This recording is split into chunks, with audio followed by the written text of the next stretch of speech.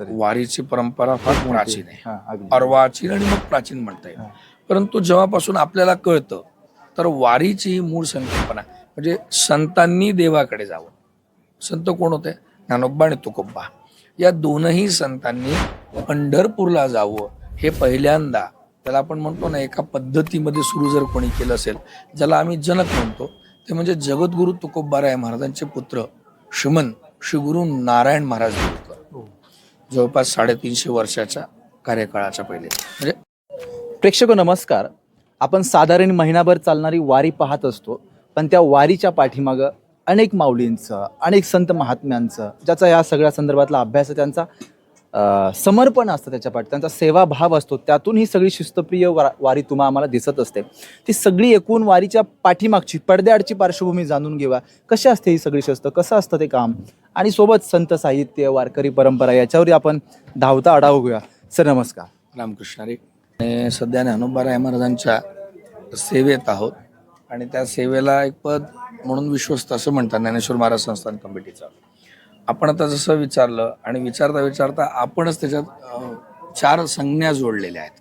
समर्पण, त्याच्यानंतर अनेक माऊली असतात, भाव असतो आणि आपण म्हटलं त्याची एक पद्धत पण असते. आणि खरं सांगायचं तर वारीचा मूळ भाव जो आहे ना, तो आपण स्वतःहून चालतो असा नाही. त्याच्या पाठीमागचे एक सुंदर प्रमाण असं आहे की आपण जेव्हा वारीत चालत असो किंवा जीवनात सुद्धा सामान्य पद्धतीने आपण जे काही करतो, मार्गक्रमण करतो, प्रोग्रेसिव्ह राहतो की नाही, आपण walking towards this path towards the success, absolutely, आपण जे असं म्हणतो, त्याला एक प्रमाण देता येईल. चालविसी हाती धरून या. क्या जगद्गुरु तुकोबाराय महाराज म्हणतात की तो सदैव मला हाताला धरून चालवतो. आता हा भाव जर आपण पाहिला तर फार महत्वाचा आहे.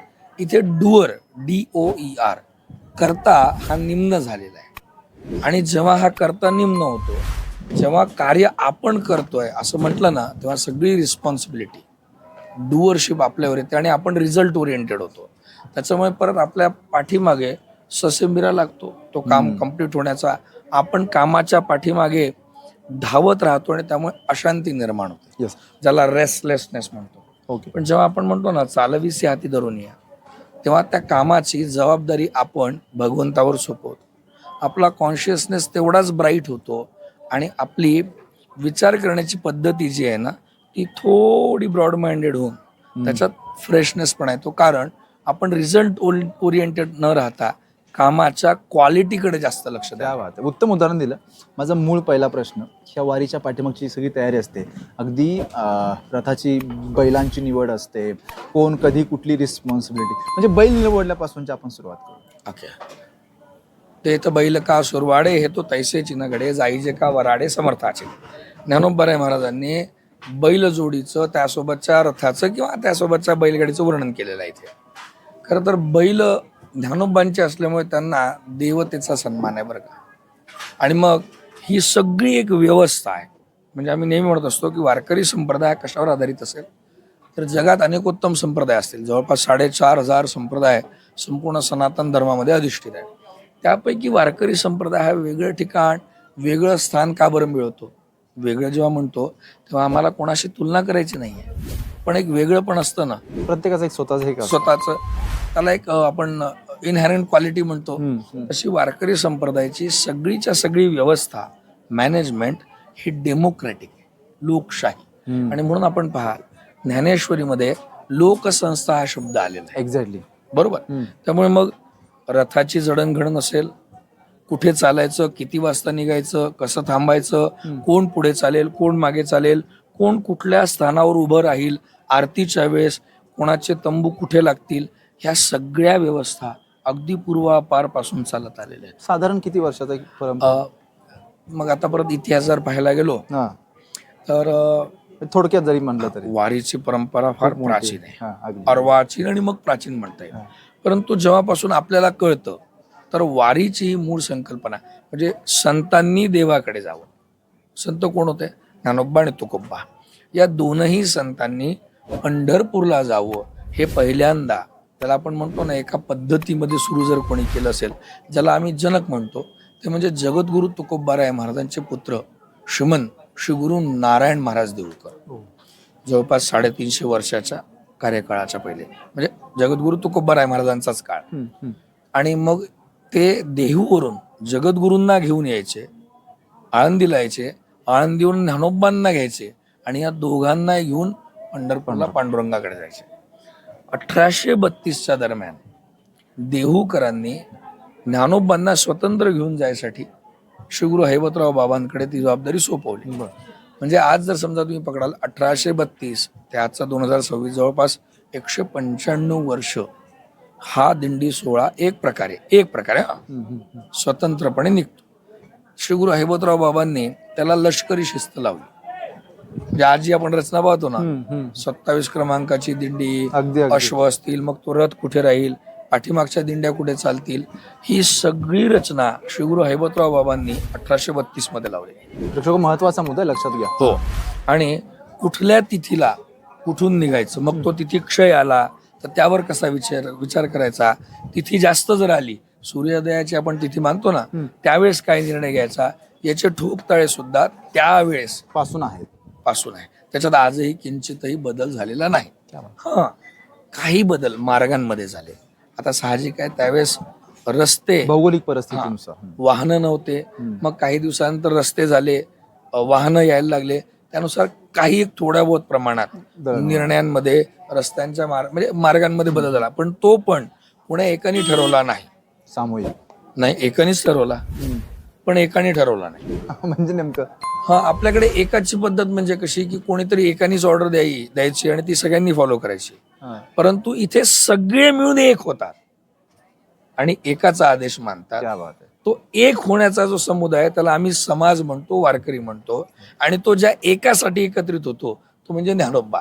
त्या राजाच्या छत्राखाली आपण सगळे एकत्रित होतो, एक होतो आणि तो एक पद्धतीने एकविध निर्णय घेतो, त्याला लोकशाही म्हणतो. क्या बात आहे. माझा जो प्रश्न होता सुरुवातीला लागून, त्या बैलांची निवड, ज्याला आपण नंदी म्हणतो, तो ती निवड कशी केली जाते? हा, ते बैल जे आहेत ते एक म्युच्युअल अंडरस्टँडिंग जी असते की बैल कोणी निवडावे, तर ज्ञानोबाराय महाराजांचा संजीवन समाधी स्थान जे आहे ते आळंदी आहे. ज्ञानोबाराय महाराज निघतात कुठून? पंढरपूरला, आळंदीवरून.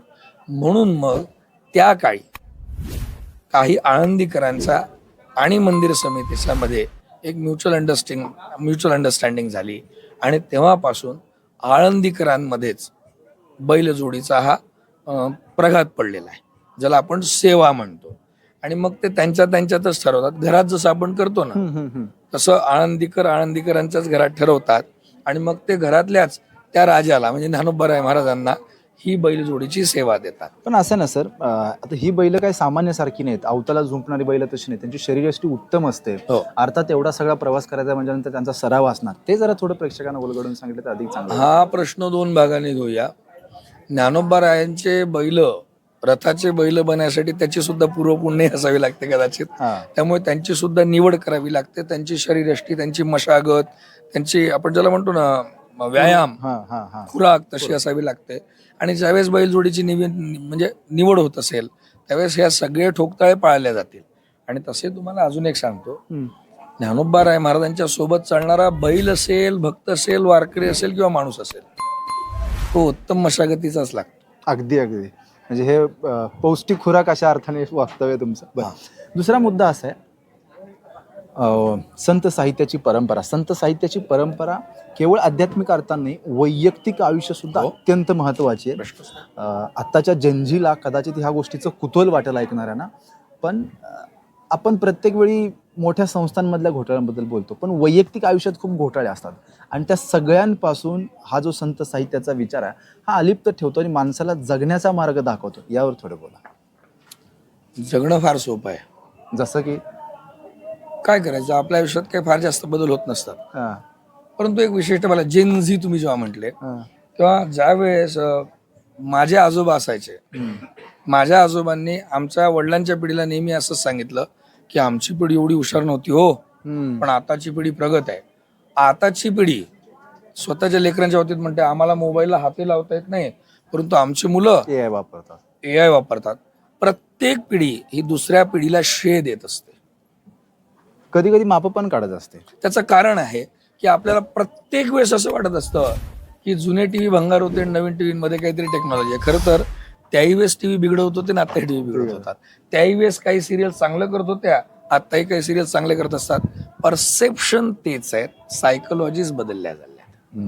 त्यामुळे जेनझी जरी असेल, आता तुम्ही मला सांगा, तुम्ही म्हणता जेनझीला काय दैनंदिन जीवन जगत असतात. डिग्री लागली आता जेनझी, मग त्याला परत ठोकताय लावले.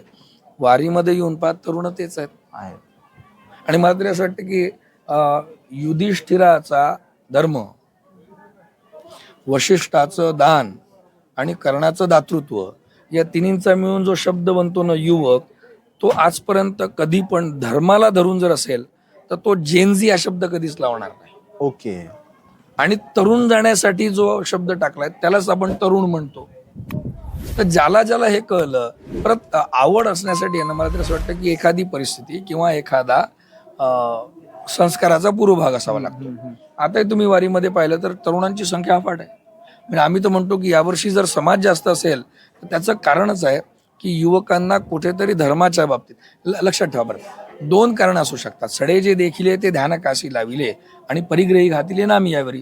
2 प्रकारचे भक्त असतील जे परिपूर्णपणे भगवंताला स्वतःला समर्पित करतात. मग ते महाराज बनतात, साधू बनतात, संन्यासी बनतात.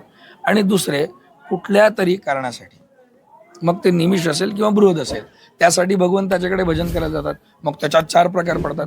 माझं असं मत आहे, भगवंताच्याकडे आकृष्ट झालेला व्यक्ती, याला आपण जेव्हा वारकरी म्हणतो, तेव्हा वारकरी ही संज्ञा जेव्हा वापरली जाते तेव्हा A to Z हे सगळं त्याच्यात आलं. क्या बात आहे. त्यांनी वेगळ्यानी शेवटला अक्षर वर्णमालेतला घ्यायची काही गरज नाही. मुलाखतीच्या अंतिमकडे जाताना एक माझा प्रश्न आहे, दैनंदिन जीवन जगत असताना नैतिकतेचा ऱ्हास होतोय, म्हणजे खूप आहे बोलण्यासारखं तसं, पण थोडक्यात सर्व वयोगटातील मंडळींसाठी काय सांगाल? बरोबर. ज्ञानोबा महाराजांनी विश्व प्रार्थना लिहिली. जगातला एकुलता एक ग्रंथ आहे जो समाप्त होत असताना तुम्हाला धन धान्य पुत्र पौत्र संपत्ती देत नाही. तो देतो तुम्हाला मोठेपणा. तो मोठेपणा सुद्धा छोटा मोठा देत नाही. सुवर्णाचे मणी केले ते स्वतःमध्ये ओविले, तैसे जग मे आधारिले सवाय अभ्यंतर. स्वतः ज्ञानोबा वर्णन करतात की हे जग मी धारण केलेलं आहे.